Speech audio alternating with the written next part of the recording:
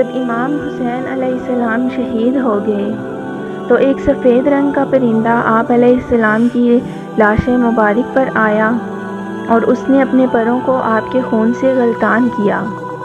پھر وہ اڑ کر ایک ایسی جگہ پر آیا جہاں پر درختوں پر بہت سے پرندے بیٹھے تھے اور آپس میں خوشگپیوں میں مصروف تھے۔ اس بوڑھے کبوتر نے بتایا کہ حضور صلی اللہ علیہ وآلہ وسلم کا نور عین کربلا میں شہید ہو گیا ہے اور ان کا جسم کربلا کی گرم ریت پر پڑا ہوا ہے اور ابھی تک ان کا خون تازہ ہے۔ پرندوں نے یہ خبر سنی تو وہ میدان کربلا میں آئے جہاں آپ علیہ السلام کا جسم مبارک پڑا تھا اور آپ کا سر مبارک کاٹ کر ملعون اپنے ساتھ لے گیا تھا۔ کسی نے آپ علیہ السلام کو غسل و کفن تک نہیں دیا تھا اور آپ کا جسم گھوڑوں کی ٹاپوں سے پامال ہو چکا تھا اور گرم ریت اڑ اڑ کر آپ کے جسم پر پڑ رہی تھی۔ جنگل کے جانور اور پہاڑوں کے جن آ کر آپ کی زیارت کر رہے تھے اور جب پرندوں نے آپ علیہ السلام کی مظلومیت کا یہ منظر دیکھا تو وہ زور زور سے رونے لگے۔ پھر انہوں نے اپنے پروں کے اوپر آپ کا خون مبارک لگایا اور مختلف اطراف کی طرف اڑ گئے اور اپنی زبان بے زبانی سے لوگوں کو بتانے لگے کہ حسین کربلا میں مارے گئے ہیں، حسین کربلا میں شہید ہو چکے ہیں۔ یہ پرندے جہاں بھی جاتے وہاں کے کچھ پرندے بھی ان کے پاس جمع ہو جاتے اور سب مل کر حسین کا غم مناتے تھے۔ ان میں سے ایک پرندہ مدینہ منورہ آیا اور روضہ رسول صلی اللہ علیہ وسلم پر گیا اور کافی دیر تک اپنی زبان میں ان کے مظلوم نواسے کا پرسہ دیتا رہا۔ اس پرندے کو دیکھ کر اور بھی پرندے جمع ہو گئے اور کافی دیر تک غم حسین مناتے رہے۔ اہل مدینہ نے پرندوں کی بے تابی دیکھی مگر انہیں معلوم نہ ہو سکا کہ معاملہ کیا ہے۔ پھر جب کچھ عرصے کے بعد امام حسین کی شہادت کی خبر مدینہ پہنچی تو انہیں معلوم ہوا کہ اس دن پرندے کیوں بے چین تھے۔ روضہ رسول صلی اللہ علیہ وسلم سے وہ پرندہ اڑ کر یہودی کے باغ میں آیا اور ایک درخت پر بیٹھ گیا اور ساری رات روتا رہا۔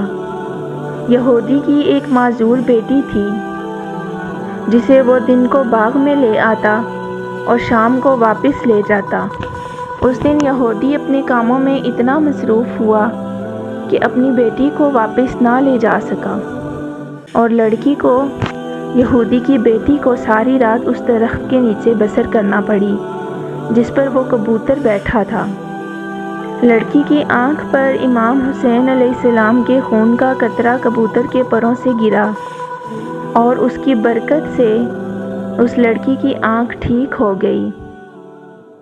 پھر جب لڑکی درخت کے نیچے لیٹی تھی تو اس کی دوسری آنکھ پر ایک اور قطرہ گرا اور اس کی وہ آنکھ بھی ٹھیک ہو گئی۔ پھر اسی طرح کچھ قطرات اس کے جسم پر گرے جو اس نے اپنے جسم پر مل لیے اور وہ بالکل ٹھیک ہو گئی۔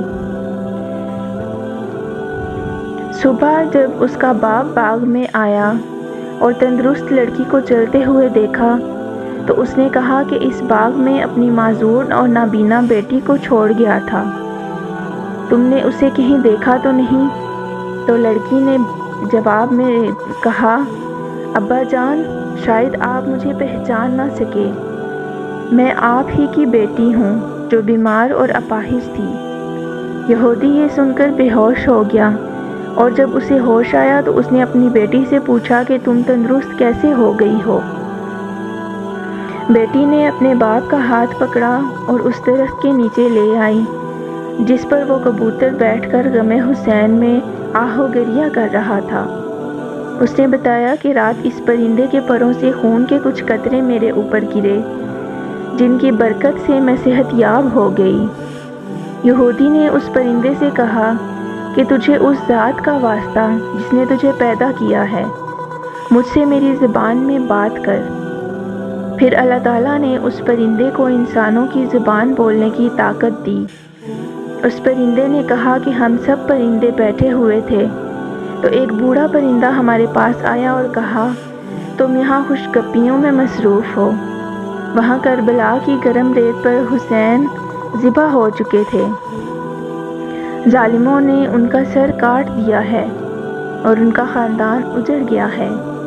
یہ سن کر ہم صحرائے کربلا میں پہنچے اور امام عالی مقام کو صحرا کی گرم ریت پر پڑا ہوا پایا۔